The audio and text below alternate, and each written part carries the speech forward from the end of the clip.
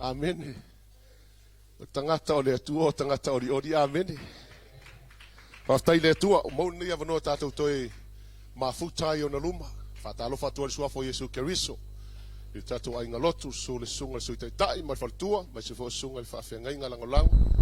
Ali tele ma moni mau mo la whaltua. Ia suso fo i sunga le whawhengai ia asafo, mo le whaltua, ma loloa la wasi tātou e kalesia. I whawhinoa i fo i se uso fo mali nei tai au, o asia le nei malu, whatalo whawhapitoa atu, suafo Yesu Keriso. Whaftai fo i se avanoa tātou mafutai. E ui lava pe fōlinga mai e te fōtono nei whale. E le fōka kaulu mo le tua tasi tātou. Amene. Leanga tātou umo tangata na whanau e le toto Yesu Keriso. Amene. E ui alanga ese kupunga ka kupunga mai e le lalolangi. Amene. Ako kongol ai ngō le atua. Ua kasi tātou ono le toto Yesu Keriso. Amene. Ua mawhai e ona taua i tātou o le whanau a le atua. Ua ka whai e kongol e kalesia o tātou o le ainga. Amene. Aftai lai le tua mo se avanoa te suma i foi tātou mafuta. Ia, whalongolongo foi le upo le tua. Whatalofa foi lunga upenga ta whailangi. La tau umolo whapena o na mo mai nei a whasalaunga. Ia pol nei live, whatalofa tua sua foi Yesu Keriso. Manato foi nei tae au. Ia ngau kou sila fia le whailau. Ia ele os whailau nga whai mea umi. Amene. Ai la hanga umi. Ia langa e kasi ka kaurok. Amen. Ia wa ia mea a whaila fiafi. Ai le leilo wha alongolongo le lei male totoa. I le tai au le nei. I le upo le atua. O lea kamu whai wha kiki kala. Wha kele pea le afiong pa ia le atua. E ala le sosoan mai ale nganga pa ia o le atua. So elo tusil lua Timoteo mta upo e lua. Lua Timoteo lo mta upo e lua.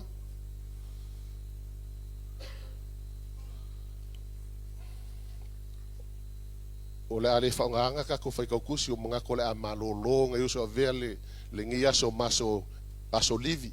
Amen. O la whai kaukusi. O manatu o la tato whai tau whaatasi. Si whaonga kasi alau kuspa ia ngai umai. Amen. Nang leo ke le o sa umapi o le whaonga ngai kuspa ia la vea. Ia masi uso ya tau anu, masi uso ya marisungal whawhinga pali inisio sa. Ia ngai le whaongana kuspa ia, amen. Ai maa ngai ale o malo kuspa ia, whai kau i, ia mokoi whai kau whale, amen. Ia mola lau tuso me, amen. Sila whau pelua sfulu mal whau pelua sumaltas. Whau pelua sfulu mal whau pelua sumaltas yon ta upulea. Ia, la tato whai tau whatasi ia. Koi whakali le kiki ako ele, pei ai whauringa mai nganga pungo ngou, ai le kuspa ia o mai ia. Amen. Pe fodinga mai la masangi ka konveno lava nga la ve fai ka kuspai. Amen. A su mail falsa ia sa o mai la kuspai a ole fai ka fo le fale ai a ngale o mai ngai fai ka wai. Amen. Ia fai tau fatasi ia.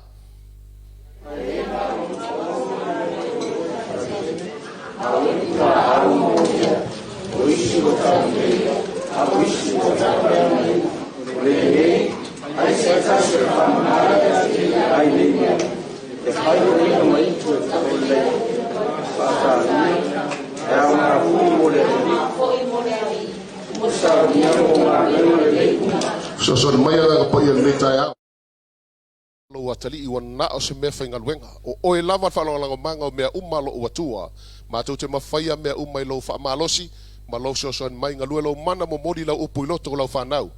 Ina ia foi maseloto wa famaliena ona o oelo matuatua wa le se upor tangata maliel tangata se ivanga na lava oi anganga pa ia e famaliena loto la fa na famanuie la e kalesi ne taiao ile swafo Yesu Keriso amen. Ole afionga le atua ile lua Timoteo mta upelua fa upelua sfulu. O upu apopo ia Paulo le kusi akon ka upu akon ale le la ngale lua fa upu ia wa ka ko fa kawinga ai ola fai ma o ko ngisi o vai ngisi foi upu le mata upu le e fa ngai le tato matua le nei taiao o le apopo inga Paulo ia Timoteo tu sa manga luenga le atua sa fa manatu e Paulo ia Timoteo o le fale kele e lenga le ipu aura ma ario ipu la yai ala yai foi mai pu o mea mai pu la au fa melo tala Paulo a Paulo o isi ipu e kaulele ia a o isi ipu e taule ngaina ako mai kongo fale kele o ko kongo le fier le ngalue ile i kakau amene o ko kongo le ngalue ngale tua lea e ngalulu e kako e kau au ngale atua kako u mala le ke ala mange wa vala winga ba talia Yesu ve mari fa ola lo wolanga ua vala wina o ele tua e te auna mai ngalue le ngalue ngale atua fai mai le la fiong pa ia le atua le tai au nei e lea nga o ipu aura o lai faltele po ario alai ai foi mai pu o mea mai pu la au ale se senga o ipu ngei e lua kaunga o isi ipu e kaulele ia a o isi ipu e kaule ngainga amene o le matua la ngal tael nei ia avea o ta ua ipu mai ipu e taulele ia mo le atua amene ia avea i ta ua ni ipu e taulele ia i le ngaluenga le atua amene o le aso sarangi o le aso sarangi lau pama amene sa o asia kurkusia makai masa ili ai pe fa lau pama kaya amen ai inga ua o fai kaua kua le kusia matai o ngai ile malanga fa tu po Yesu Keriso i Jerusalem ai fa fo ia o ele atua le mka upule amen pe fa fo i mai o le nganga pa ia ngai mka upule inga ia fa pe o nga momoli e koise fe au ai sia o le atua le kako ke au ngai ai o le atua e moni lo na alofa ia te oe e mongi fo ilo nga alofa ia te nga ke le nga kia se mea e manga o le atua e fai lo aku ia ke oe fai lo mea ki au mea e mo mie kako le fa le le kambo enga inga i mawhai on kako ngui fea ile langi langa le ai masesi mea lenka kua mai ko kongo le falo le atua e le ai fo sesi mea nga lenka ko lia Yesu Keriso ve mari fa ono kako langa ina ia tato tau nu ile malo le atua amene a so se awa nganga la vala ma so se kamo enga e ia le kaui amene e ia le taui pela on kako fai kau ile kusi lea kelo ele fai mai Paulo ia Timoteo o ke manga o ia aulo la wipu ele o kau kingo e Paulo ia Timoteo a ole loko Paulo o me ko nganga la manga o ia Timoteo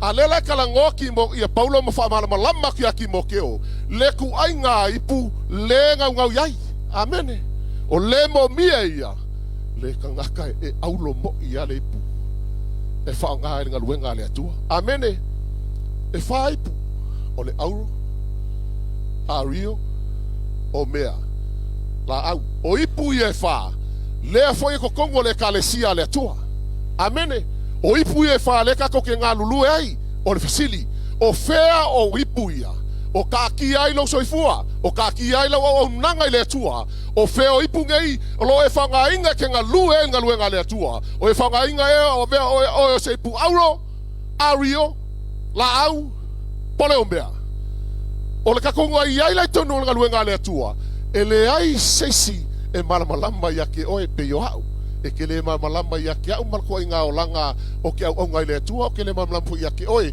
po le alko inga ipu le ke whanga inga e kasi leo whamasingo inga ipu ia ma leo lo sila fia ipu uma ia nga o le tua soifua o ia foi la le lenga ke mai el whamangako ma mai el fe au le kaongi e koe whamangako ma la pakai a kako manu o maua le avanoa e mawhai ai o koe whale leia kaua ipu mo le ngaluenga le tua amene langa le ai masesi o kako e mawhainga palafua le tua amene e mawhai ang kako me kako vivi le tua kako alalanga le tua ma kako pipese le tua a o ia o lo whamasingo yaso kaikas i lo soifua au aunga ma lo uola au auna i le atua o le angale leila o le atua ia lela mai alfa mangaku ia kako ke loi i le kamo enga le kauki ai so fa mele afing pa ia le atua i fa upula li mol ka upule o ai ha pe ke finga u lo fia ma lor kau singio ele ma fa fa palinga o pe ele finga u kusa malea ma tu la fondo so se au ka aloa e anga malo langa leka o sisi kulafo amene me fo ngale fa inga sol pulu amene langa leka o sisi kulafo e makuai so se awala e fa inga ang fa inga so kulafo ke le pel pulu si le sila mano of ia o sa pota pulu amene ai fa fikai le tua le o menga la longe ai o le e fa nga mai le fion pa ia le tua le me ka o la ka alo fai ka fo la il mo foi punga elim amen fai ka o foi po elim ka kokus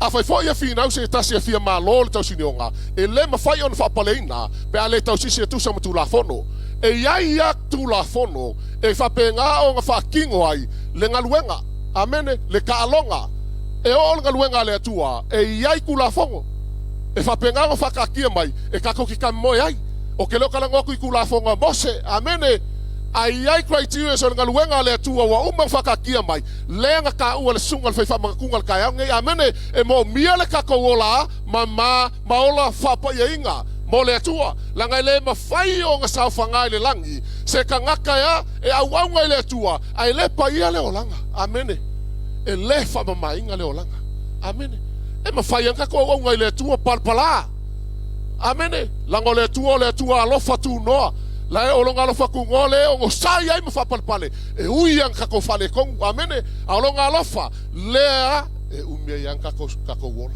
amen anga o ku ol fa nga kuai ai li maliu ke riso ke mo salo wa kele le au fioki o ngole ia nga ke silfia amen fa mena fa pu lima ele ma fai on fa pare inga oi pa ele nga lue kau sisi e ku la fongo ka moenga amen wa umalang fa ka kia mai ku la fongo ma me ka ko ke ka mo ai o me la nga ka kau ya ka ko o nga ka ko va ai le ai fa mena fa pu fa ele ai se tau le taua na te fala ve o ia ia me le langa sa masani ai ina ia fa fia o ia ile na filifili ya te ia e fai mo tanga te tau fa me le se kau de kau ale e nga ke ko fa nga mai le langa kuai le langa sa ka ko wola ile pongsa me sa ka ko wola ile ku ngai a ka ko lo pala le pala male anga sala fa mai la fa upunga fa ele ai se ta se tau de taua na te fa nga mai ala ku ngai e kau ai se ele sa ngale mo kako ele ma fai on kako sa fanga ai langi amene palanga o e fala lave kako kamoenga e fai fala lave ya kako o ipu e fanga inga ngaluenga le tu le fai mo ele kala e plum tau pesuma lua lona fai mo fai mai o tato foi lo vanga ia fa tonga e matamata mai fa pe on to tele ina tato tu ese yo me mafa uma a to malanga sala fala lave ngo fi ai tato i fa mua langa ku se peru la fa mai ku ese mea mamafa ai manga o kaule le ala wipu au manga o kaule le ala wipu ele tua o mela ia lela pakai mele fe pa ia le tua e ka kaua ia ke o ko shaki la wipu ko shaki le la wipu ko shaki le la wipu a o ia ngi me mamafa a ese me mamafa o mela langa yo me o fa penga o kako o sai kielo kako ola kelo el mau pili ko kongi kelo el mau kalafu kelo el mau me nga u fai mo me mafa ale fai mai kala al apostolo AVS me mafa uma amene a wa fai ngo mafa ka ko kelo el mau lon ma kelo al kalaf o le so nga lona ele ka kau ai lona amene o me ele ka kau ele o mo mie ka ko ainga awanga nga ka lon mai ole fa ka ka vai les ka ngaka amene a wa fai ngai la wa le wa fai ma me mafa ya ka ko wa fai ma me wa fai ma venga ya ka ko menga ai anga e lole le poto mo le tamai mai le tua fu ai lau lo wola ke fa penga ngai ola lu mo le tua e le kai ngai ese me mafa lo ni so ka mo mafa ya ka ko me fa la inga mafa ka ko ni so me ale fe me le apostolo AVS me mafa uma a to mo le sala ya ele fam singo ele siles e ke si la fia o ele me nga lo loto o ke lo foi au le mele nga lo loto a ka manga o la ka le le ka o ipu le la fe me le fe pa ya le tu si da e peru e su malo fe mo ku ese me mo mafa uma amene o ka ko pi ka u ro pi ka la ngolo i me le salam mon me lo fa pe nga pi ka amene al waku lo fa mangu yanga amene ka ko pinga mo fa mangu yanga fo ngale pele o kele la mi mai o fe mele fe pa ya le tuan ka ko nga fe mele o tu spa yo malava mai fe mai le nga o le tu o le alo nga a wao a wai fa tonu fa poto amene O ngisi o kai me lua kole feng pa ia le tua e ao. Ngisi o kai me ao me feng pa le tua ya fa kongu. Ngisi o kai me saule upo le tua e ai. O ngisi o kai me saule upo le tua e fa poto ai kako. Ile lo fala le tua. Ia ke oi ma. Le me le feng pa ia le tua mo kako. Amen. Le mai langa upu ya kako. Kako uma. E o fo ya ka ngi ia la nga ku le feng pa ia le tua. E mo o mia le tua kako inga ya ata mamai. I mea fa le nganga.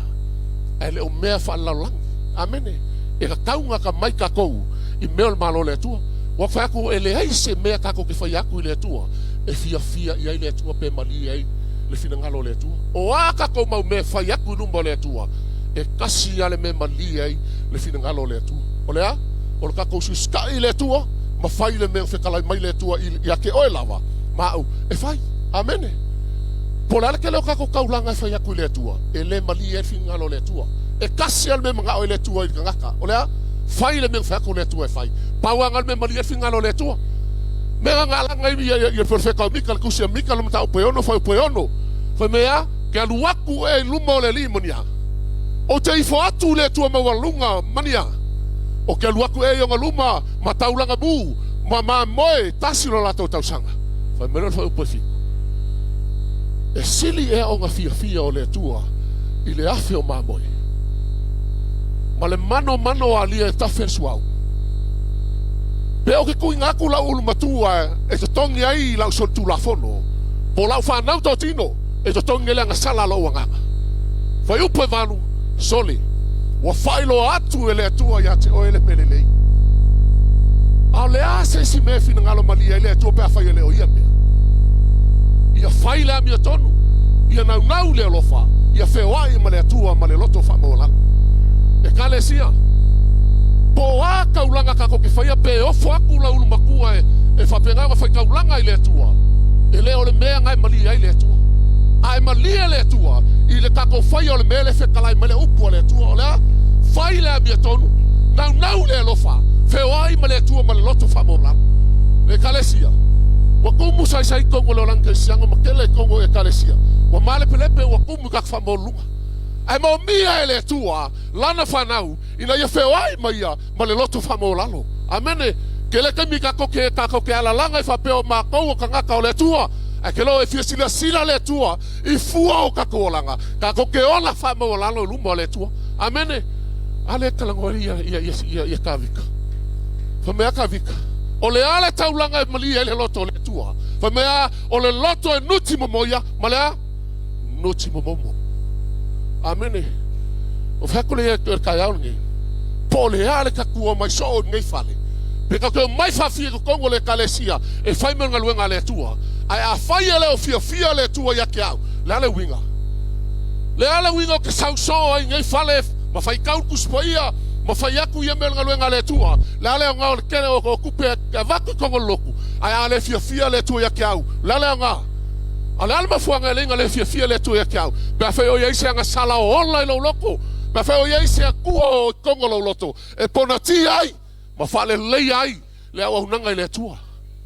E kalesia. E leo stangata le tua kako ke pepe no ai. O hia o le tua pa ia. Lenga kau aku whamangkunga kai haungi. O le tua pa ia e mamalu e matautia.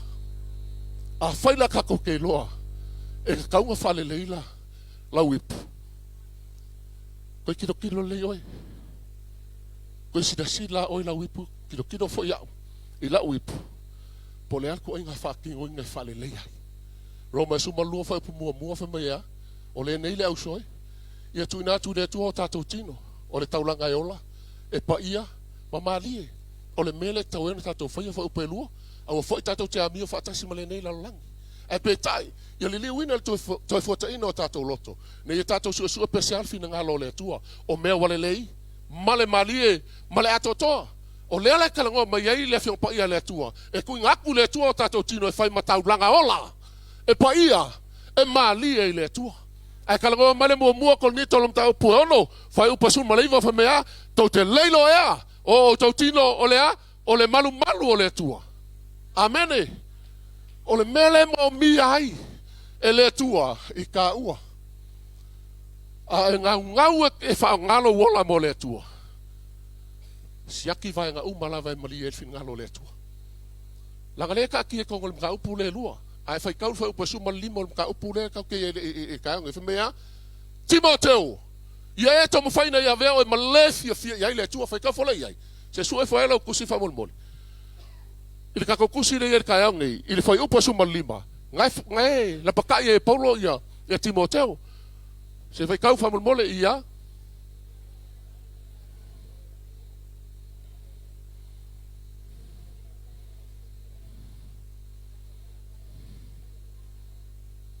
Ioi. Foi mea ia e como fai ngai ave oi male fia ele tu. Amen. Ele fa pela o ngi sia ki mai ele tu ka ko ngai fia ai o ngo ka ko mai o male loko. Amen. O acumul falsale loko o fia le tu. E ai. Ke lo o me fia le tu pe a o ka ko savalinga ya so fai so. A so nga fua ka o desa sa ko lo ko a so nga fua le sa. Amen.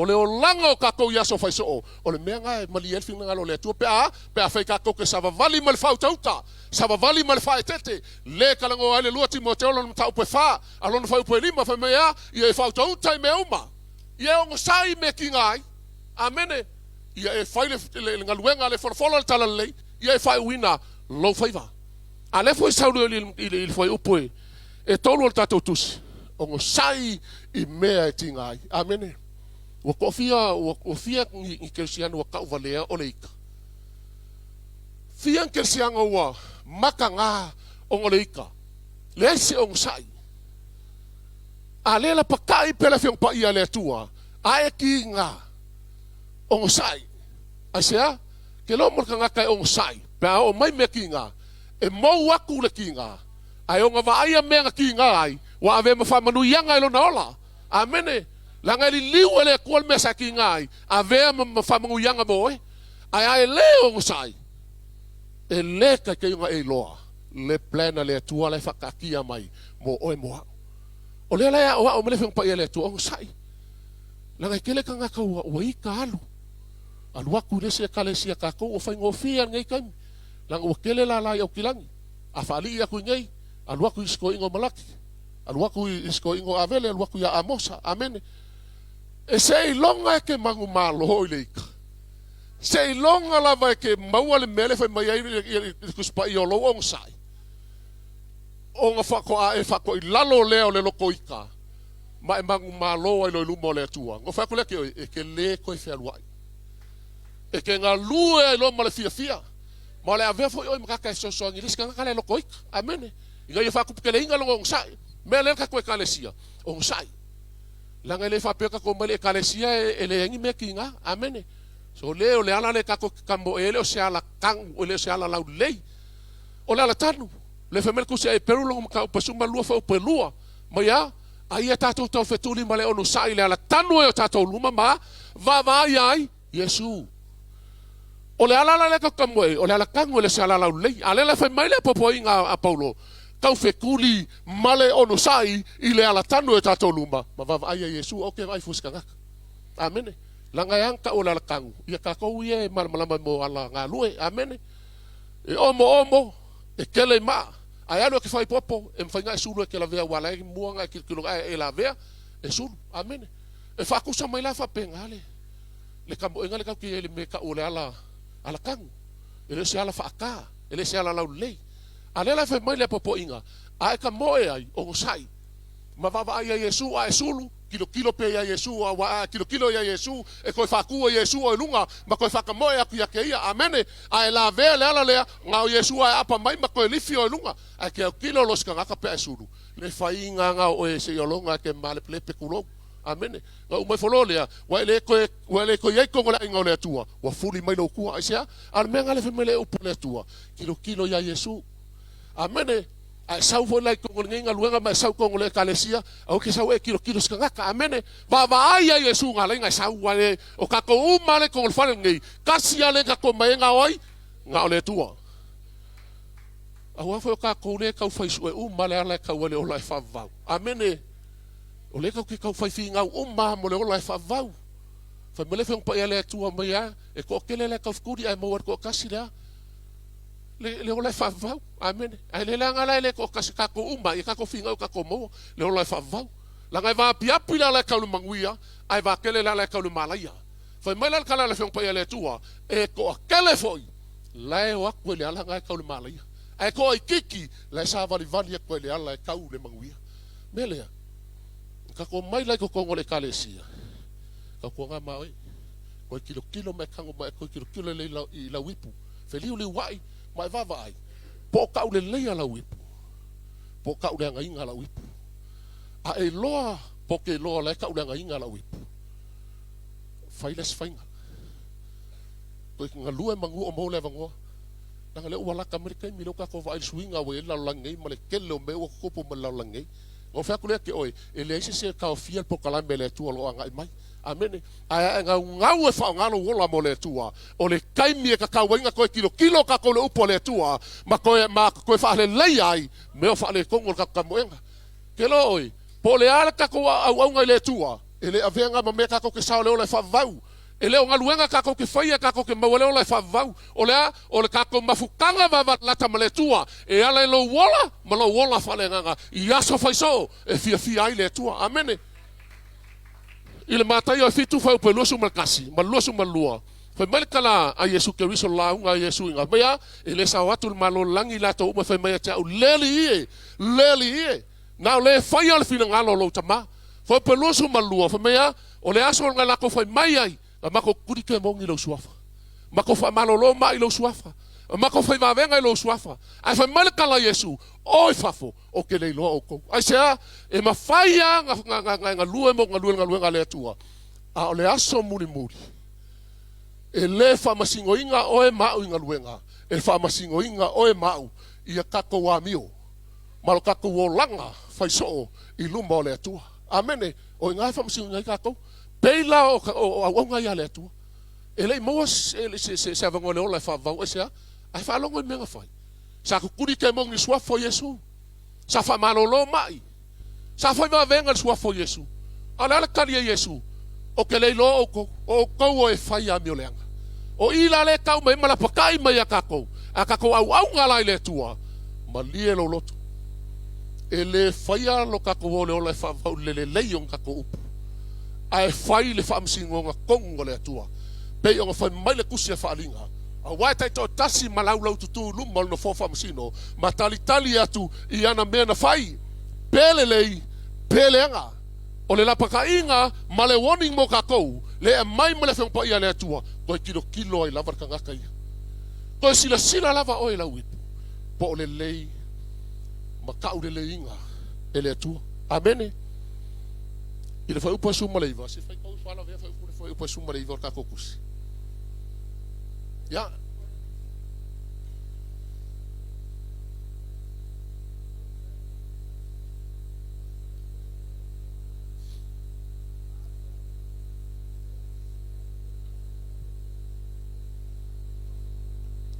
wasila fia le li ona lava tangata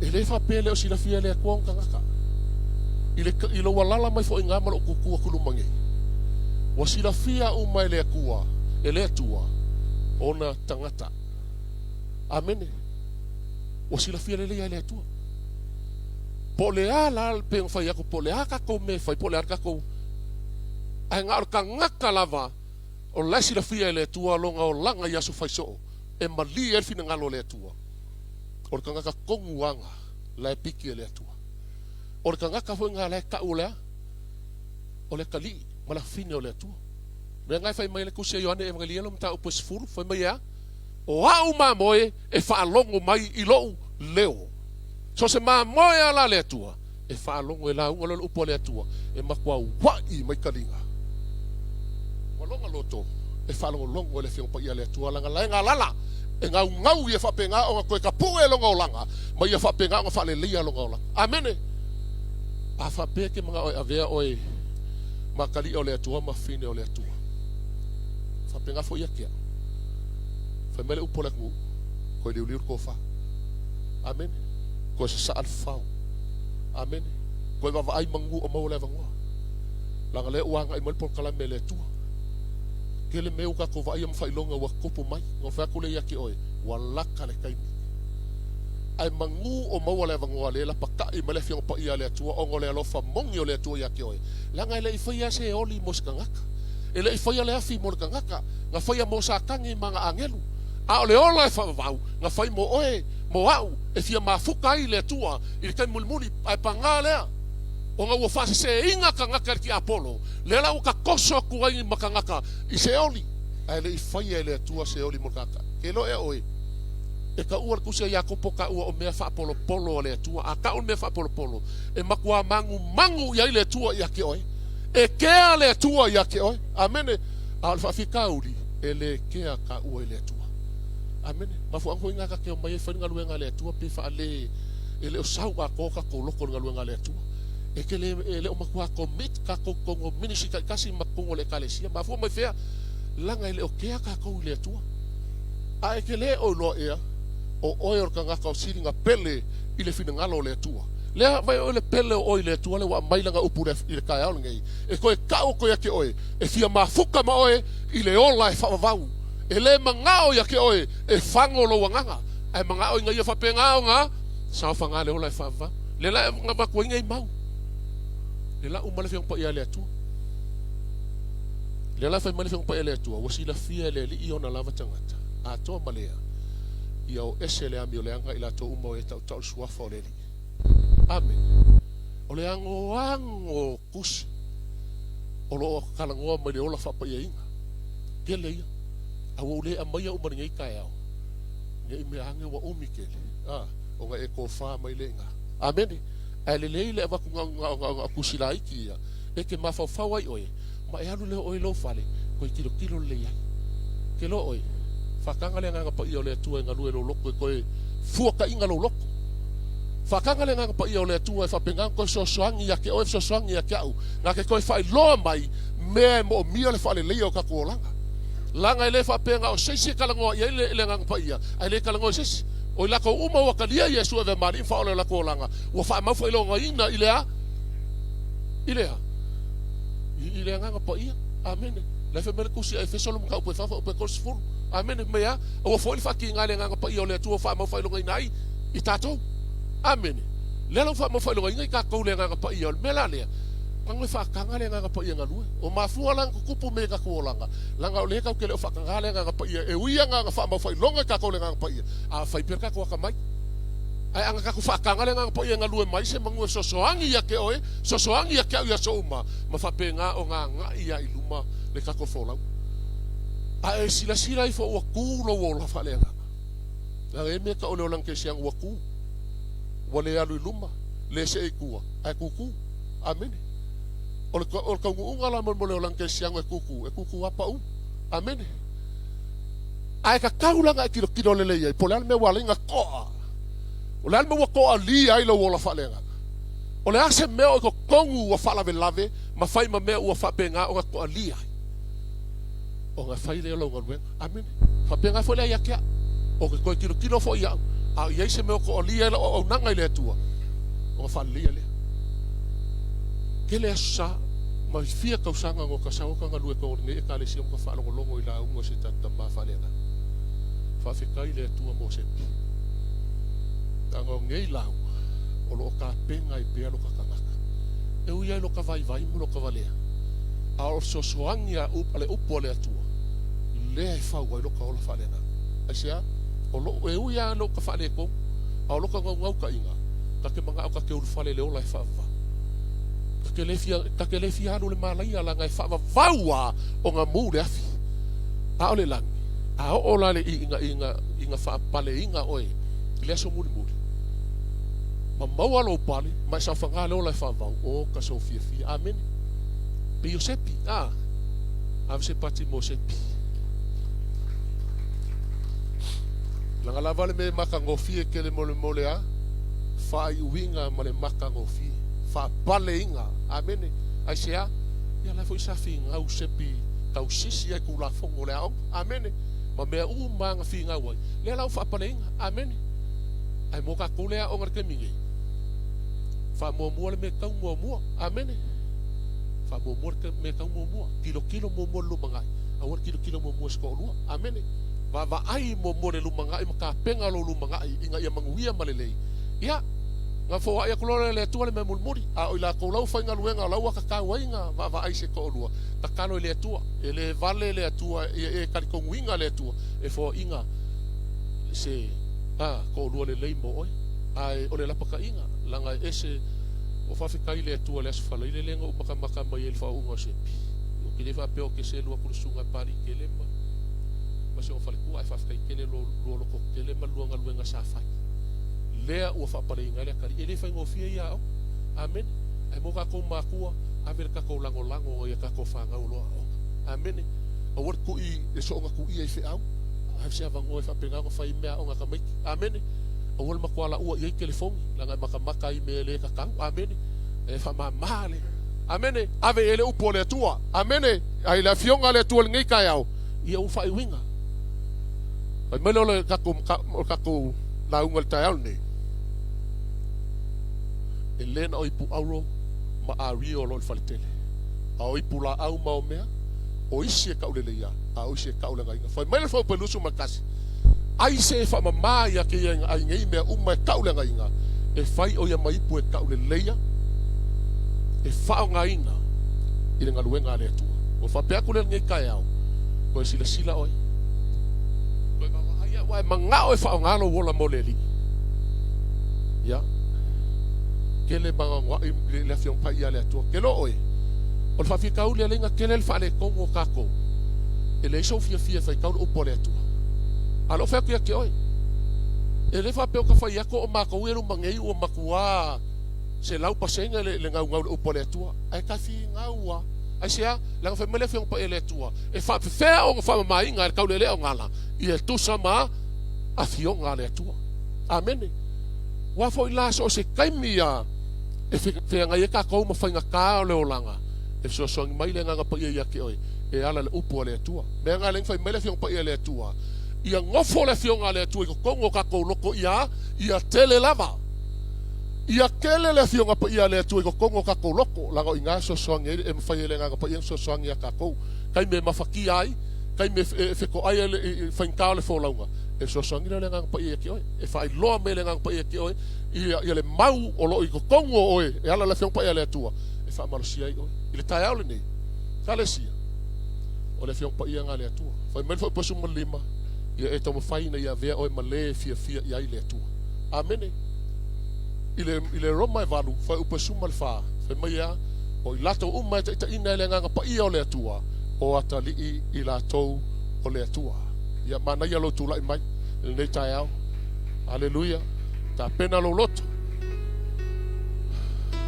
ta pena lo tangata como le que ala la malingai fale le lopo o se pelofeta po o se apostolo po o se fai fiau ai au ngale ngai upu e koe ka pu e ai lo wola fale nganga e koe fau le ai lo tangata ina ia fa pena ona fia le tua ia te oe ma la uso mele au pesi si ato ao I le tua mai mafafau le nei tai au a e loa lava o ia o fa penga o ngale o ato toa la fo launga ele o ato toa la wipu lumo le tua fa mo lalo o ia le tua amen fa mo lalo le tua ma fa ku le tua fa o nga ha mo o fa o nga lo wola mo ina ia mo lunga le vinga o le tua fa mo le tua le tato ekalesia ile suafa Yesu Kristo amen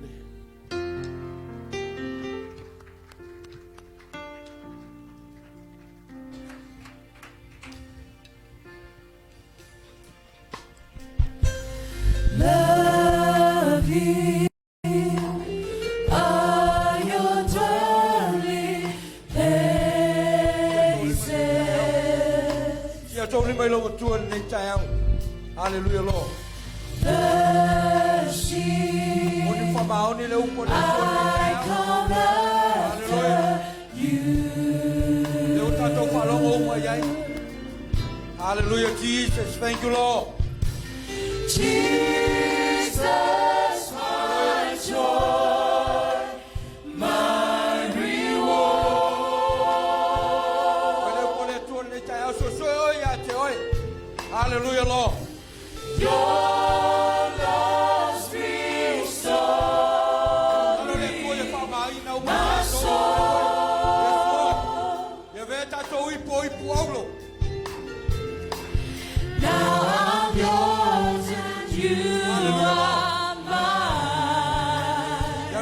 tangata fia mai le tua.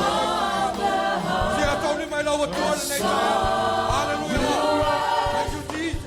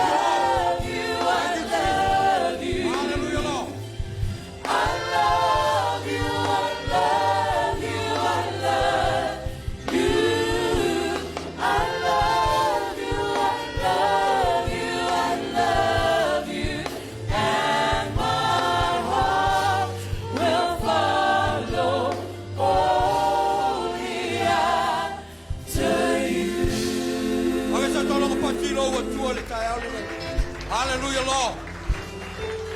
Leo tato whalongo manino leo pone tua le tae aule nei. Le wha malosi mai eila na uauna. Lo mo tua malosi leo mai le tae aule nei. Awane esu e leisi tangata.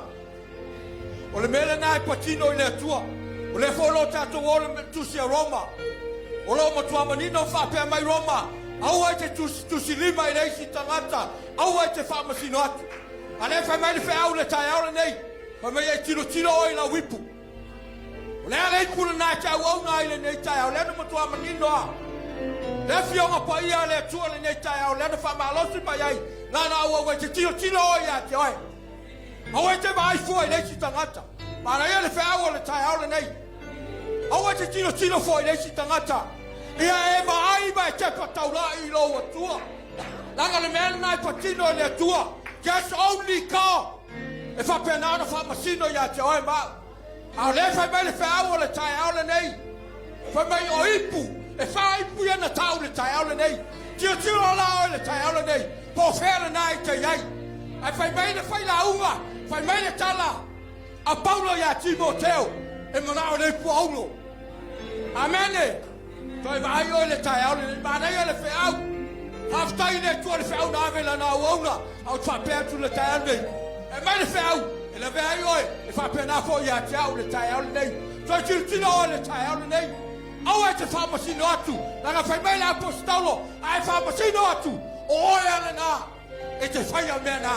Amene. Te si atu au lima le tae aule nei. Ai mana mea se talo. Sau le tae aule nei. Au ane tuina le avanoe alu. Au ane mai maua le avanoe alu. Sau le tae aule nei whai se talo. A whai e te le tania. Yesu e vea mali ma whaola. I lau sai fua mo lau ola. O se tau ia toi. O le matanga le nao lau savaliga. Nau mia lau te talo po le ale kalesia. E leo se malau se kalesia le tae aule nei. That's all the calling by God. O le malau le tua ia te oe le tae aule nei. A whai e te le tania Yesu. Sau luma nei e whai se te talo mo oe. Ai manau mia se talo. Sau luma nei toi pese mai le au. That's why Yesu mo le pese le tae aule nei. Hallelujah. Sia toi o le Vatari, Hallelujah, Lord. Saula ia Maria, Loloto, Loto, Ave.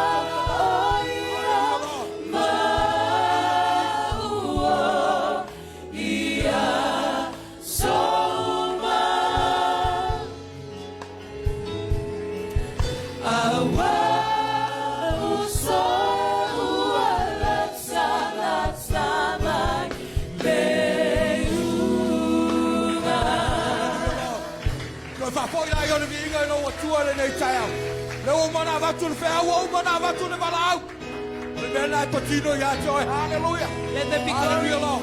Yes, Lord. Let there be glory and honor and praises.